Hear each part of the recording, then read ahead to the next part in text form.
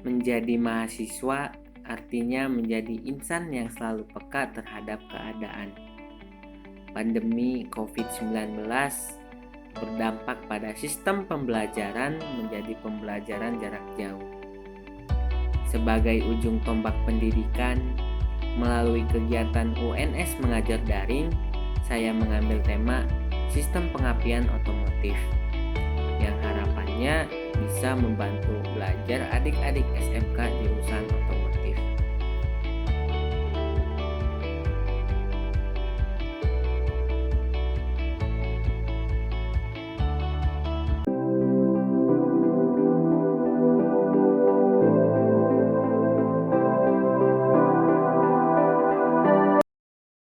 Assalamualaikum warahmatullahi wabarakatuh. Halo teman-teman semua. Perkenalkan, nama saya Andrian Iswanto dari Prodi Pendidikan Teknik Mesin UNS Angkatan tahun 2020. Saya biasa dipanggil Mas Ian. Nah, pada kesempatan kali ini Mas Ian akan menjelaskan sekaligus berdiskusi bersama teman-teman sekalian terkait dengan sistem pengapian konvensional. Nah, tentunya bagi teman-teman yang saat ini menempuh SMK, Sekolah Menengah Kejuruan, udah nggak asing lagi kan dengan yang namanya sistem pengapian, terkhusus di sistem pengapian konvensional. Tapi bagi teman-teman yang masih awam, terkhusus masih kelas 10 SMK, masih agak bingung tuh ya terkait dengan sistem pengapian. Nah, maka dari itu kita akan membahas tentang sistem pengapian konvensional. Nah, pasti bagi teman-teman yang masih awam nih ya, masih bingung, pasti bertanya-tanya ya, apa itu sistem pengapian konvensional? Nah, jadi sistem pengapian konvensional merupakan sebuah sistem yang berfungsi untuk menyediakan loncatan bunga api pada busi dengan cara menaikkan tegangan baterai. Nah, tegangan baterai ini awalnya adalah 12 volt ya, teman-teman. Nah, itu untuk menjadi tegangan tinggi, yaitu tegangan tingginya itu terjadi pada koil dengan bantuan itu dari breaker point atau yang biasa kita kenal itu dengan platina. Nah, platina ini berfungsi untuk memutuskan arus primer dari baterai atau aki kayak gitu teman-teman semua. Jadi Mas Ian sengaja di sini membedakan ya untuk warna fontnya ya. Di sini untuk warna font merah ini berguna untuk kata kunci teman-teman dalam mengingat apa itu sistem pengapian konvensional. Oke, kita next aja ya teman-teman. Baik, setelah tadi kita mengetahui pengertian dari sistem pengapian konvensional, selanjutnya kita akan membahas tentang fungsi sistem pengapian konvensional. Nah, di sini Mas Ian sudah merangkum ya, ada dua fungsi dari sistem pengapian konvensional. Jadi di sini yang pertama adalah menyediakan loncatan bunga api pada busi dalam waktu yang tepat untuk membakar campuran udara dan bahan bakar yang akan ditujukan ke intake manifold, kayak gitu.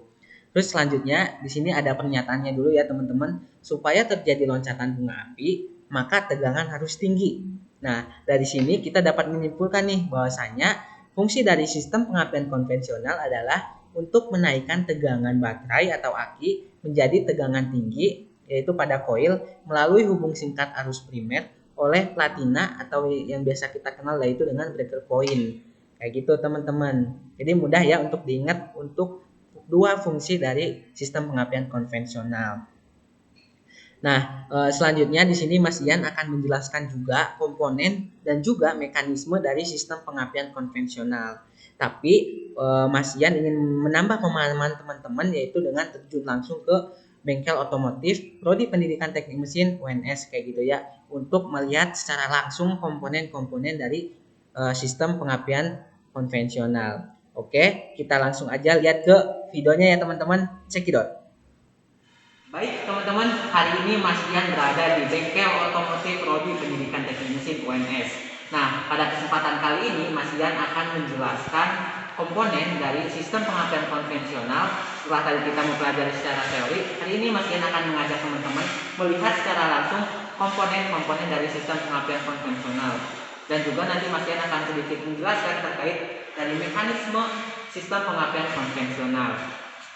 Nah, baik yang pertama ini untuk komponennya adalah baterai atau yang biasa kita kenal itu adalah aki.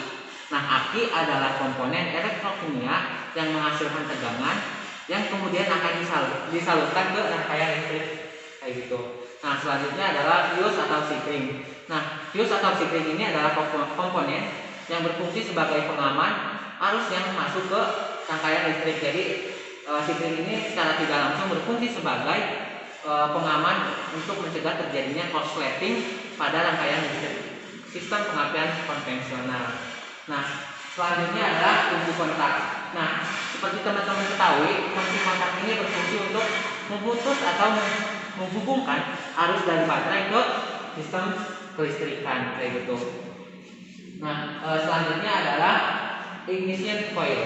Nah, mungkin teman-teman udah nggak asing ya, atau juga masih awam itu teman-teman dari kelas 10 SMK otomotif ataupun kelas 11. Jadi ignition coil ini adalah komponen yang berfungsi untuk membangkitkan tegangan yang awalnya 12 volt menjadi 15.000 volt sampai 30.000 volt. Nah, jadi ini adalah tugasnya dari ignition coil. Nah, kemudian dari ignition coil ini akan disalurkan lagi ke distributor.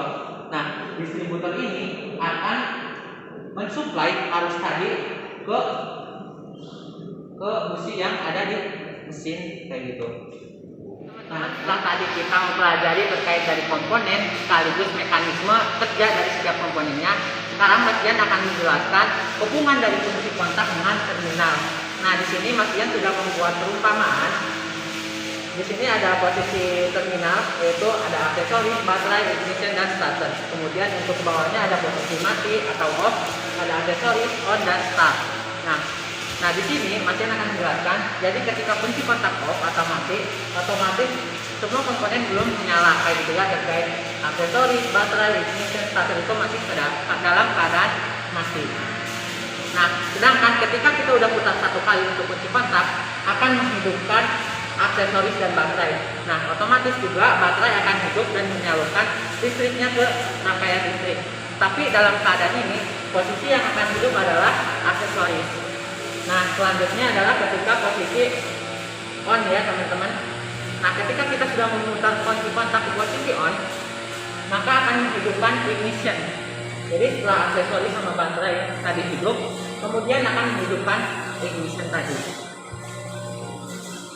Nah, baik, selanjutnya ketika kita putar kunci kontak ke posisi starter ataupun kita menghidupkan mesin, otomatis yang akan menghidupkan starter, ignition, dan baterai.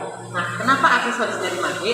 Sebab untuk menghasilkan pengapian kita membutuhkan arus atau tegangan yang besar juga. Otomatis untuk mengurangi beban penggunaan arus tadi, kita mematikan untuk aksesoris ini. Nah, mungkin itu ya teman-teman penjelasan terkait dari sistem pengapian konvensional. Terima kasih. Baik, jadi itulah ya teman-teman penjelasan dari sistem pengapian konvensional. Nah, setelah tadi kita membahas dari pengertian, fungsi, dan komponen serta cara kerjanya, Mas Ian sudah menyediakan link di deskripsi video ini untuk teman-teman mengevaluasi pemahaman lewat sebuah soal-soal yang sudah Mas Ian siapkan kayak gitu ya, untuk mengukur sejauh mana pemahaman teman-teman terkait dari sistem pengapian konvensional. Nah, mungkin itu ya teman-teman yang bisa Mas Ian sampaikan. Mohon maaf bila ada kesalahan dan kekurangan dalam video ini. Mas Ian akhiri. Wassalamualaikum warahmatullahi wabarakatuh. See you next time.